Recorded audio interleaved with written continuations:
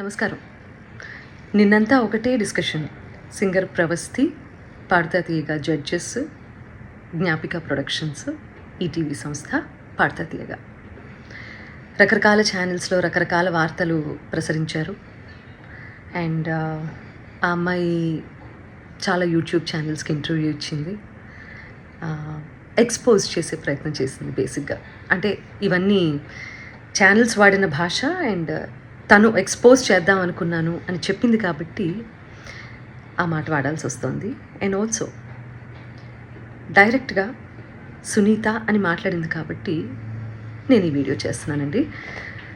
First of all ప్రవస్థి, చిన్నప్పటి నుంచి నిన్ను బాలుగారు, జానక్ గారు, చిత్రమ్మ అందరూ ఒళ్ళో కూర్చోబెట్టుకున్నట్టే నేను కూడా నిన్ను ఒళ్ళో కూర్చోబెట్టుకుని ముద్దు చేశానమ్మా. ఇప్పుడు నీకు 19 ఏళ్ళు కదా, అలాగే ఒళ్ళో కూర్చోబెట్టుకుని ముద్దు చేస్తే బాగుండదు కదా. చిన్నప్పుడు చాలా బాగా పాడావు అనే దానికంటే చాలా ముద్దుగా పాడావు అనేవారు. నీకు గుర్తుందో లేదో. ముద్దుగా ఉండేదానివి, ముద్దుగా పాడేదానివి, చాలా బాగా పాడేదానివి. చిన్నప్పుడు పాడినట్టు 19 ఏళ్ళకు కూడా కన్సిస్టెన్సీ మెయింటైన్ చేసి ఉంటే సంతోషించే వాళ్ళల్లో మొట్టమొదటి వ్యక్తి నేనే అవుతాను. ఎందుకంటే మా ప్రవస్థి, మా శ్రీలలిత, మా ప్రణతి, మా గాయత్రి అని మేమే ఎక్కువ చెప్పుకొని మురిసిపోయే పిచ్చివాళ్ళం మేము.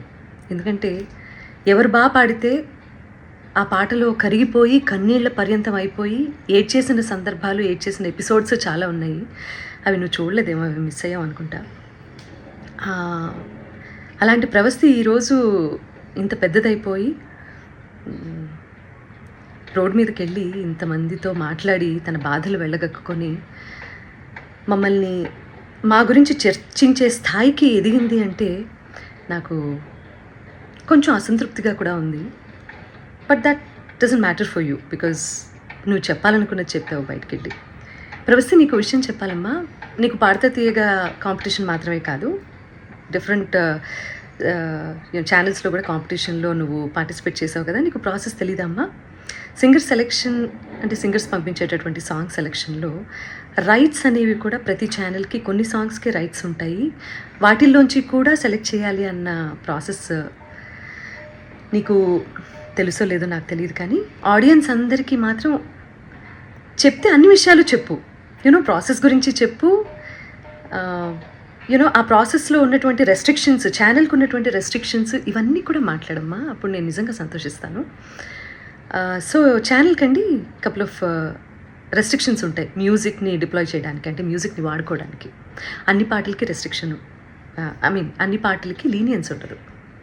కాబట్టి ఏంటంటే వీళ్ళు పార్టిసిపెంట్స్ ఇచ్చే సాంగ్ లిస్ట్లో వేటికైతే రైట్స్ ఉంటాయో అవి మాత్రమే కాంపిటీషన్లో పాడాల్సి ఉంటుంది. అవి నచ్చ చెప్తాను కూడా ప్రతిసారి. నచ్చ చెప్తా అంటే నేను కాదండి, మేనేజ్మెంట్. తర్వాత ఎన్నిసార్లు రిపీట్ అయింది అంతకుముందు కాంపిటీషన్లో ఆ పాట అనేది కూడా చూస్తారండి యాజమాన్యం. ఇదంతా కూడా మీకు తర్వాత జ్ఞాపిక వాళ్ళు ఎక్స్ప్లెయిన్ చేస్తారు ఈ ప్రాసెస్ ఎలా సాగుతుంది అనేది. సో నేను ఏ పాట ఇచ్చినా వాళ్ళు వద్దంటున్నారు, నేను ఏ పాట ఇచ్చినా వాళ్ళు వద్దంటున్నారు అని మాత్రమే ఎక్కువసార్లు ప్రొజెక్ట్ చేసింది తను.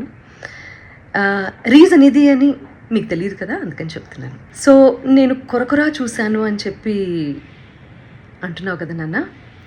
సో నేను కొరకరా నిన్ను ఎందుకు చూస్తానో, ఎందుకు చూడాల్సిన అవసరం ఏమిటో నాకు అర్థం కాలేదు.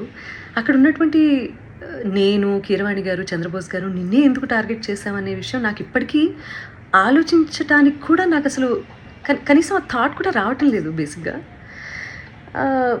నేను నిన్ను కొరకొరా ఎందుకు చూసానో మరి నాకు అర్థం కాలేదు. నువ్వు మర్చిపోయావు అనుకుంటా. నేను నీకు కొన్ని విషయాలు గుర్తు చేస్తాను. ఏంటంటే అమ్మా, క్లాసికల్ రౌండ్లోనే అనుకుంటా నీ దగ్గరికి వచ్చి మరి నువ్వు కొంచెం అప్సెట్గా ఉంటే, ప్రతిదానికి నువ్వు అప్సెట్ అయిపోతావు, ప్రతిదానికి ఇరిటేట్ అయిపోతావు. నీ వాయిస్ అలాంటిది. కొంతమంది ఇమోషన్స్ కంట్రోల్ చేసుకోగలుగుతారు, కొంతమంది కంట్రోల్ చేసుకోలేరు. నేను అమ్మ స్థానంలో ఉన్నాను కాబట్టి నేను అర్థం చేసుకోగలుగుతాను. నీ దగ్గరికి వచ్చి మరి మిగతా పార్టిసిపెంట్స్ సాక్ష్యంగా ఉన్నారు తల్లి. ఈ రోజుల్లో ఏంటంటే నువ్వు నా మీద ఇన్ని ఎలిగేషన్స్ వేసావు, ప్రూవ్ చేసుకోవాల్సిన అవసరం కూడా నాకు ఉంది కదా, unfortunately are fortunately, what ever it may be. So వాళ్ళందరి మధ్యలో నీకే చెప్పాను వచ్చి, ప్రవస్థి క్లిక్ నడుస్తున్నప్పుడు నువ్వు దాన్ని బేస్ చేసుకొని పాడుతున్నావు. మృదంగం అటు ఇటు అయినా కూడా నువ్వు అప్సెట్ అవ్వాల్సిన అవసరం లేదమ్మా. నువ్వు ఎలా పాడావనేది నాకు తెలుసు, మా అందరికీ అర్థమైంది. అక్కడ కొంచెం మృదంగం నేనేదో ఇబ్బంది పెట్టినట్లుంది అని నేను నీ దగ్గరికి వచ్చి మాట్లాడాను. అది నువ్వు మర్చిపోయావేమో కానీ నీ మిగతా పార్టిసిపెంట్స్ అందరూ ఏంటో గుర్తుపెట్టుకున్నారు మరి. అండ్ ఇంకో విషయం, ఈ సిరీస్ సంబంధించి మాట్లాడుకుందాము. నువ్వు గాయత్రి ఫేవరెటిజం, శ్రీలలిత ఇంకోళ్ళు అని రకరకాల పేర్లు తీస్తున్నావు. నాకు అదేంటో అర్థం కావట్లేదు. కానీ వీళ్ళెవ్వరూ మ్యాంగో మ్యూజిక్లో పాడలేదమ్మా, నువ్వు తప్ప. నేను నిన్నే ఎందుకు పిలిచాను వీడియో చేయడానికి? నిహాల్ గారు నీ గురువు గారు అష్టలక్ష్మి స్తోత్రం చేసినప్పుడు నేను వెనకాల కోరస్ బ్యాచ్లో నువ్వు పాడావు, గుర్తుందా నీకు? రికార్డ్ చేసినప్పుడు వీడియో షూట్ చేసే టైంలో నేను ఒక్కదాన్నే షూట్ చేయొచ్చు తల్లి. నువ్వు బాడీ షేమింగ్ అని మాట్లాడుతున్నావు కదా, నేను వేరే ఎవరినో నలుగురిని నా వెనకాల కూర్చోపెట్టుకుని చేయొచ్చమ్మా. నేను పర్టికులర్గా పిలిచాను ఇంటికి. పాపం ఒంటరిగా నువ్వు మీ అమ్మగారు వెళ్తారు, అయ్యో లేదు అలా కాదు అని చెప్పి మా వాళ్ళు ఏదో ఏర్పాట్లు చేసి దగ్గరుండి పంపించారు నీకు. ఇవన్నీ మర్చిపోతే ఎలా తల్లి నువ్వు? తప్పు కదా. కీరవాణి గారు పెళ్ళి గురించి, అందులో కచేరీ గురించి మాట్లాడారు అని చెప్పి నువ్వు ఒక రెవల్యూషనరీ స్టేట్మెంట్స్ ఏవో పాస్ చేసావు కదా. పెళ్ళిళ్ళలో నేను కూడా పాడతాను, ఓకే? మొన్న రీసెంట్గా ఈరోజు ఇండియాలోనే టాప్ మోస్ట్ మ్యూజిక్ డైరెక్టర్ అయిన అనిరుద్ధ్ కూడా పెళ్ళిలో పాడాడమ్మా. ఆయన ఒపీనియన్ ఆయన చెప్పారు. నేను ఇప్పటి వరకు పెళ్లి కచేరీలు ఎందుకు చేయలేదంటే అని వరల్డ్ మ్యూజిక్ డే సందర్భంగా ఒక గొప్ప సంగీత దర్శకుడు ఆయన పాయింట్ ఆఫ్ వ్యూ ఏంటనేది ఆయన ఎక్స్ప్లెయిన్ చేస్తే, నీలో ఉన్న ఇన్ఫీరియారిటీ కాంప్లెక్స్ మూలంగా అది నిన్నే అంటున్నారు అని అనుకొని అది నువ్వు ఓన్ చేసుకోవటం తప్పు కదా తల్లి. అసలు ఎవరన్నా ఫీల్ అవ్వాలి అంటే ఫస్ట్ నేను ఫీల్ అవ్వాలి ఆ ముక్కకి. ప్రవస్తి, నేను మీ అమ్మగారిని నువ్వు అని సంబోధించినందుకు నీకు బాధేసింది, అది అసలు సంస్కారమా అని మాట్లాడావు కదమ్మా. ఎలిమినేషన్ జరిగిన వెంటనే మీ ఇద్దరు పేర్లు అనౌన్స్ చేసిన తర్వాత ఆవిడ స్టేజ్ దగ్గరకు వచ్చి నీ చేతిలో ఉన్న ట్రోఫీ, అసలు ఇది నీ చేతిలో ఉండాల్సిన ట్రోఫీ కాదు, అది ఇచ్చేసేయి అని చాలా ఎమోషనల్ డ్రామా క్రియేట్ చేసి చరణ్ గారి చేతిలో ఉన్నటువంటి మైక్ లాక్కోవడానికి ప్రయత్నం చేసి, ఆ తర్వాత వెనక్కి వస్తూ నేను అక్కడ కూర్చున్నప్పుడు నీ మూలంగానే నువ్వే మోసగత్తెవి ఇలా నా మొహం మీద ఇలా పెట్టి మాట్లాడినప్పుడు అది కరెక్ట్ అనిపించిందమ్మా నీకు? నేను ఇలా నమస్కారం పెట్టి ప్లీజ్ అన్నాను, అంతే కదమ్మా. సో అదంతా చాలా కెమెరాస్లో రికార్డ్ అయింది. ప్రవస్తి చెప్పేవన్నీ తప్పులు అని ఆ రికార్డింగ్ బయట పెట్టే అవకాశం ఛానల్కి లేకపోలేదు. కానీ ఆవేశంలో ఉన్నారు మీ అమ్మగారు, నువ్వు చాలా ఎమోషనల్గా ఉన్నారు, ఒక ఓటమిని అంగీకరించలేకపోతున్నారు. కాబట్టి తర్వాత తిరిగి కూర్చొని మాట్లాడదాము అని చెప్పి నువ్వు మీ అమ్మగారు విసురుగా బయటికి వెళ్ళిపోయారు. చాలా ఎమోషనల్గా ఉన్నారు, చాలా ఆవేశంలో ఉన్నారు. మాకు కనీసం మాట్లాడే అవకాశం కూడా ఇవ్వలేదు. చంద్రబోస్ గారు ముందుగా వెళ్ళిపోయారు, ఆయనకి టైం లేదని. కీరవాణి గారు నేను చూడలేనని వెళ్ళిపోయారు. సునీత గారు నా ఎలిమినేషన్ చూడడం కోసమే కూర్చున్నారు. చాలా తప్పు మాట్లాడావమ్మా, చాలా చాలా తప్పు మాట్లాడావు. ఎవరు ఎలిమినేట్ అయితేనో, ఎవరన్నా ఒకళ్ళు జీవితంలో ఓడిపోతేనో సంతోషించేంత నీచమైన క్యారెక్టర్ నాది కాదు. ఈ మాట నీ మూలంగా ఇవాళ చెప్పుకోవాల్సి వస్తుంది. నేను చాలా బాధలు పడ్డాను, నేను కష్టాలు పడ్డాను జీవితంలో. నాకంటే లోయెస్ట్ పాయింట్ అనుభవించిన వాళ్ళు నా తోటి కళాకారుల్లో ఎవరూ లేరని నేను ఈరోజు చెప్తాను. అలాంటి నేను ఒకళ్ళ ఓటమి, నేను ఒకళ్ళు ఏడుస్తుంటే చూసి సంతోషించే రకాన్ని కాదు. ఏడుపు విలువ నాకు తప్ప ఎవరికి తెలియదని నేను ఫీల్ అవుతూ ఉంటాను. నాకే బాగా తెలుసమ్మా ఏడుపు అంటే ఏంటో, ఓటమంటే ఏంటో, జీవితం అంటే ఏంటో. ఇవన్నీ మీ అందరికంటే ఎక్కువ నాకే తెలుసు, ఓకే? నేను టెక్నీషియన్స్ని చాలా అవమానిస్తాను, చాలా అగౌరవపరుస్తాను అని చెప్పి ఫస్ట్ టైం నేను అలిగేషన్ అన్న మాట వాడుతున్నానమ్మా. సో అది కూడా నువ్వు మాట్లాడటం జరిగింది. ఏ టెక్నీషియన్ని ఒక్క వీడియో బయట తీసుకొని దయచేసి రిలీజ్ చేయను, ఓకే? నేను మనకి స్నాక్స్ ఇస్తారు చూడు, ఆయన్ని కూడా మీరు అనే అంటానమ్మా.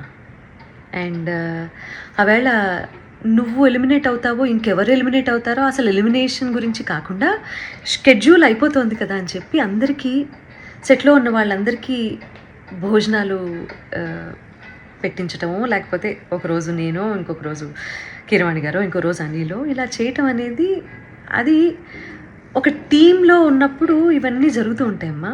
నువ్వు కూడా నేను పెట్టిన పేస్ట్రీ తిన్నావు మరి. మరి బయటికెళ్ళి అదేంటో నేను ఎలిమినేట్ అయిపోయినందుకే సునీత గారు పార్టీ ఇచ్చారు అందరికీ అని మాట్లాడుతున్నావు. I seriously don't understand this. నువ్వు ఒకదాన్ని ఇంకో దానికే ఆపాదించి ఫ్యాబ్రికేట్ చేస్తున్నటువంటి తీరు చూస్తే మాత్రం నాకు చాలా అంటే చాలా ఆశ్చర్యంగా ఉంది. అండ్ ఇది మంచి పద్ధతి కాదు. ఇంకో ఆశ్చర్యకరమైన విషయం ఏంటంటే, ప్రవస్తి మీ అమ్మగారమ్మ, సునీతకి పిల్లలున్నారు, కీరవాణి గారికి పిల్లలున్నారు,